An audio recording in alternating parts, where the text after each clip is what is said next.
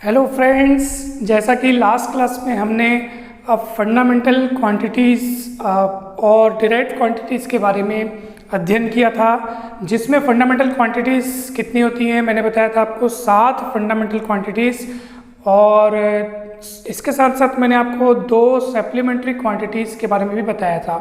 ठीक है, supplementary fundamental quantities. तो आज हम इनकी डेफिनेशंस देखेंगे और इनके यूनिट्स वगैरह के बारे में आज हम पढ़ेंगे। ठीक है, तो सप्लीमेंट्री फंडामेंटल क्वांटिटीज़ 2 होती हैं, सिर्फ 2। एक होती है प्लेन एंगल और एक होती है सॉलिड एंगल। तो चलिए देखते हैं प्लेन एंगल क्या है। तो इसका यूनिट मैं आपको बता देता हूँ। इसका जो यूनिट है वो है रेडियन, जिसको हम RAD करके लिखेंगे। ठीक है, शॉर्ट फॉर्म में। अब इसको अपन थोड़ा सा डिफाइन करते हैं। मान लीजिए कोई सर्कल है जिसका सेंटर O है और रेडियस है मान लो R। ठीक है, अब मान लीजिए ये पॉइंट A है और यहाँ से अपन एक छोटा सा आर्क लेते हैं A से B तक का, जिसकी लेंथ है DS। ठीक, और ये एंगल मान लीजिए d थीटा।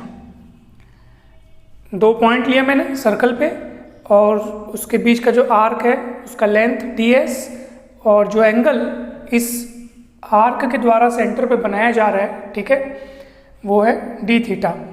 तो आप फॉर्मूला जानते होंगे, angle is equals to arc upon radius. तो अपन यहाँ पे लगाएंगे angle is equal to arc upon radius. ठीक, अब यहाँ पे आएगी, मान लीजिए कि अगर r is equals to DS हो तो दोनों सेम हो जाएंगे, तो कैंसिल हो करके d थीटा इक्वल 1 मिलेगा। यूनिट में आपको बताया रेडियन, वो लिखेंगे। यानी हम इसको किस तरीके से डिफाइन कर सकते हैं। अगर कोई बोलेगा, कोई पूछेगा आपसे कि 1 रेडियन क्या है, 1 रेडियन एंगल को आप डिफाइन कीजिए। ठीक है, तो 1 रेडियन एंगल क्या है उसको ध्यान से सुनिए। अगर किसी सर्कल पर कोई आर्क जिसका लेंथ सर्कल के रेडियस के इक्वल हो, इसको भी ध्यान से देखते जाइए। डेफिनेशन हम इन्हीं कंडीशंस को ही जोड़ करके बना देते हैं। ठीक है, तो हम क्या कर रहे हैं, अगर किसी सर्कल पर कोई आर्क जिसकी लेंथ उसके रेडियस के इक्वल हो, तो इस समय उस आर्क के द्वारा जो सेंटर पे बना हुआ एंगल है, यानी वो आर्क सेंटर पर, सर्कल के सेंटर पर जो एंगल फॉर्म करती है, वो उसी एंगल को अपन कहेंगे 1 रेडियन। ठीक है, 1 रेडियन। तो और एंगल ये प्लेन एंगल है। प्लेन एंगल यानी कि किसी प्लेन पे बनाया हुआ है। ठीक है, यानी 2 डायमेंशनल बात चल रही है हमारे यहाँ पे। अब मैं आपको बताता हूँ कि सॉलिड एंगल किसको कहेंगे। ठीक है, सॉलिड एंगल भी देख लेते हैं। सॉलिड एंगल में क्या है कि आपको एक स्फेरिकल सरफेस लेना पड़ेगा, यानी कि 3 ज्योमेट्री यहाँ पे बात करेंगे। तो मान लीजिए इसका सेंटर है O, तो 3 डायमेंशनल ज्योमेट्री में आपको एक स्फेरिकल सरफेस लेकर के यहाँ पर ये इसका एक वो सरफेस हो गया। ठीक है, ये सरफेस है। यहाँ पे ये सरफेस बना पाते क्या अपन? नहीं बना पाते, क्योंकि ये केवल एक सर्कल है, एक तार का घेरा मान लो या एक चूड़ी मान लो, यानी इसमें कुछ भी नहीं है, सिर्फ और सिर्फ एक ये लेंथ बस है जिसको अपन सरकमफेरेंस कहते हैं, और इसमें कुछ भी नहीं है। ये 2 डायमेंशनल है, जबकि वो क्या है, 3 डायमेंशनल है। एक सरफेस है स्फेरिकल शेप का। ठीक है, तो यहाँ पे इस एंगल को मैं d ओमेगा कह देता हूँ। और अब यहाँ पर आर्क वाला कंसेप्ट था, ये आर्क था क्योंकि यहाँ पे केवल लंबाई थी, ये पूरा का पूरा सरफेस है। ठीक है, तो इसको मैं इस एरिया को बोल देता हूँ dA, और इसका जो रेडियस है स्फेरिकल सरफेस का, उसका रेडियस कह देता हूँ मैं R।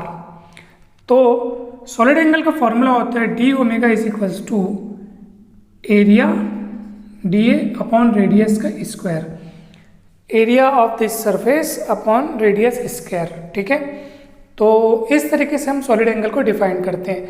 यहाँ पे भी वही वाली बात आ जाएगी, यहाँ पे भी कि अगर dA इक्वल R स्क्वायर हो जाए तो d ओमेगा कितना हो जाएगा? हो जाएगा 1 स्टेरेडियन। इसको अपन स्टेरेडियन शॉर्ट फॉर्म में SR लिखते हैं। सॉलिड एंगल का यूनिट क्या है? इसका यूनिट है स्टेरेडियन। ठीक है, तो 1 स्टेरेडियन एंगल को आप कैसे डिफाइन करेंगे? तो आप कहेंगे कि अगर किसी स्फेरिकल सरफेस का एक छोटा सा एरिया और वो एरिया उसकी वैल्यू कितनी होनी चाहिए, उस स्फेरिकल सरफेस के रेडियस की जितनी होनी चाहिए, रेडियस के स्क्वायर की जितनी होनी चाहिए, सॉरी है ना, रेडियस के स्क्वायर की जितनी हो उसका एरिया।